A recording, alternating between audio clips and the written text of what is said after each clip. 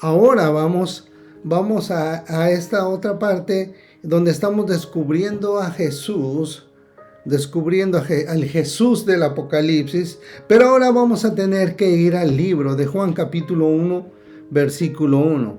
En este libro Jesús nos está hablando, ¿sí? Nos está hablando, vamos a la escritura, dice en el principio era el verbo, y el verbo era con Dios, y el verbo era Dios. Lo estoy citando ahora mismo de memoria.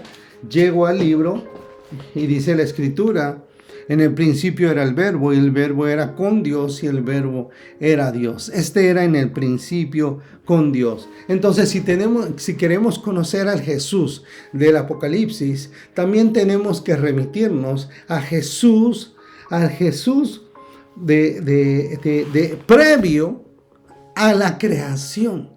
Jesús antes de la creación era el verbo. Y aquí en la escritura, Él es el verbo, Él es la palabra. Él es la palabra de Dios. Él es por quien todas las cosas fueron hechas, y por todo lo que existe subsiste por el poder de su palabra. Entonces, para conocer a Jesús tenemos que remitirnos a los inicios, antes de que hubiera un inicio. Esto es, cuando Jesús ya estaba en el Padre, cuando Jesús ya era Dios, cuando Jesús, antes de que lo conociéramos como Jesús, se puede conocer, nos lo revela la palabra como el verbo. Y Él estaba con Dios, y Él mismo ya era Dios. Y nos habla de su persona cuando seguimos leyendo, donde dice, era en el principio con Dios. Él ya era con Dios, y todas las cosas por Él fueron hechas, y sin Él nada de lo que ha sido hecho fue hecho. Todo lo que ha sido hecho fue hecho por Dios. En Él estaba la vida, y la vida era la luz de los hombres. La luz en las tinieblas resplandece, y las tinieblas no prevalecieron contra ella. Lo único que Dios no hizo fue la maldad. Esto se generó en el mismo corazón de Satanás, a quien conocemos como Luzbel, como el ángel hermoso. No existía maldad, y en él sube la codicia de sentarse al mismo nivel de Dios. Antes de esto, todavía antes, Jesús ya era Dios, y Él era la luz. No existían tinieblas. Las tinieblas subieron en el corazón mismo, en el pensamiento mismo de Satanás, ahí donde se inicia. Por eso el problema no son las tinieblas, el problema es la ausencia de la luz. Ese es el problema.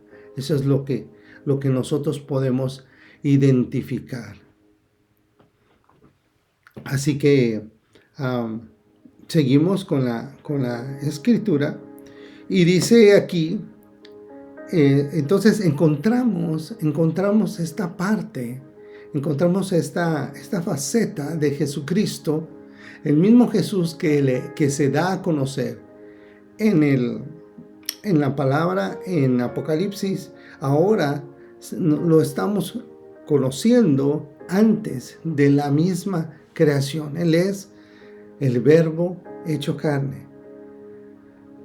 Volvemos a encontrarnos a Él en Génesis capítulo 14. Ahora vamos a Génesis capítulo 14, y en esta ocasión es Abraham quien sale a buscar, sale a pelear por la vida de su sobrino y a rescatarlo. Había sido tomado como rehén, había sido capturado en una batalla, y entonces Abraham sale y va a recuperar, a salvar su vida, la vida de Lot, su sobrino.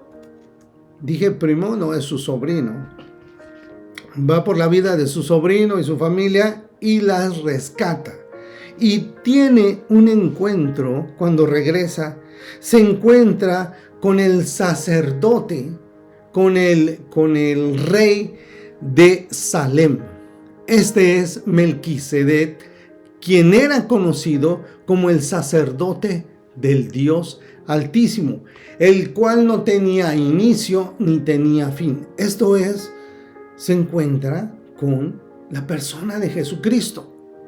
Se encuentra con Jesucristo y algo pasa en la vida de Abraham que le toma a Abraham la voluntad de ofrecerle los diezmos de todo.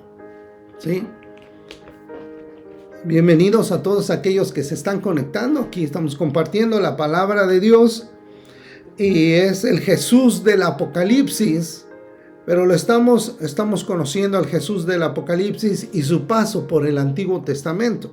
Entonces, en el Antiguo Testamento, Abraham, después de haber rescatado a su sobrino Lot, se encuentra con Jesucristo y entonces le ofrece el diezmo de todo lo que posee. Esto es él. Aquí algo sucede. No puede pasar inadvertido un encuentro con Jesucristo. Un encuentro con Dios mismo no puede pasar inadvertido en la vida de una persona.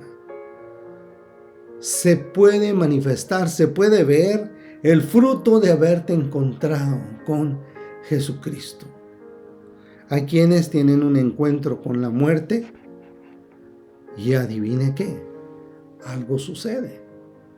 Reflexionan, empiezan a pensar, meditan sobre el bien, sobre el mal, sobre su futuro, sobre el significado de su vida en la tierra. Empiezan a meditar en eso cuando alguien tiene un encuentro cercano, vieron la muerte cerca. Pues déjeme decirle que si alguien tiene un encuentro con Jesucristo, algo va a suceder. Pasó en la vida de Abraham. Y Jesús lo bendijo. Bendijo. ¿Sí? Saludos a todos, a Mariana Leiva, a Franco Torres que se están conectando. Bendiciones desde San Antonio, Texas.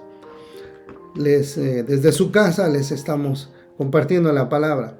Entonces, esto sucedió en la vida de Abraham y esto pasa en la vida de las personas que tienen un encuentro con Jesucristo.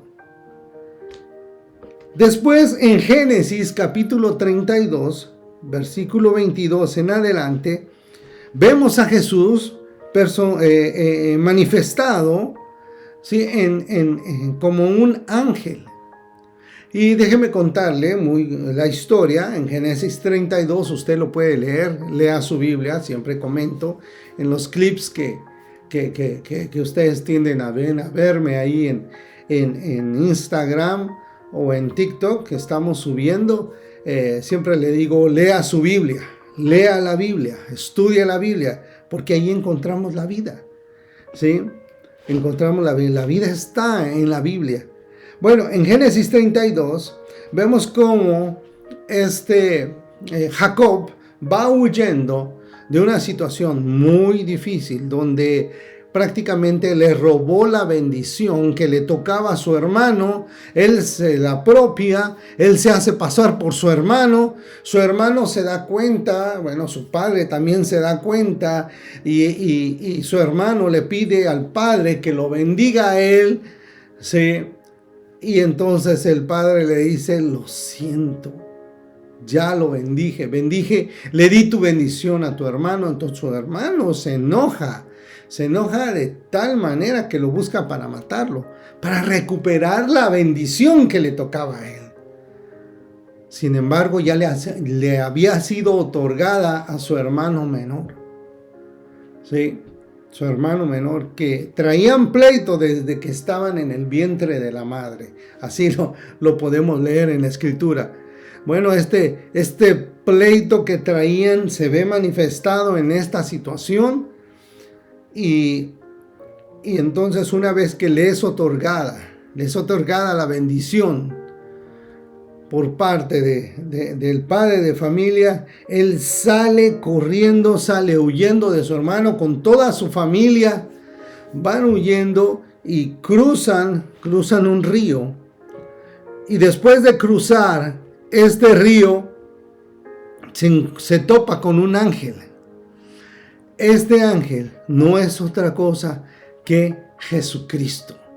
Jesucristo mismo es este ángel que se le para en el camino y él está salvando la vida de su familia. Cruzan el río, se encuentran con el ángel, le dice a su familia: sigan adelante, los alcanzo allá adelante los alcanzo, solo voy a resolver este problema. Había un ángel, un guerrero con una espada desenvainada para pelear con Jacob en este momento. Y en este momento él tiene que pelear contra este guerrero. ¿Qué es lo que sucede?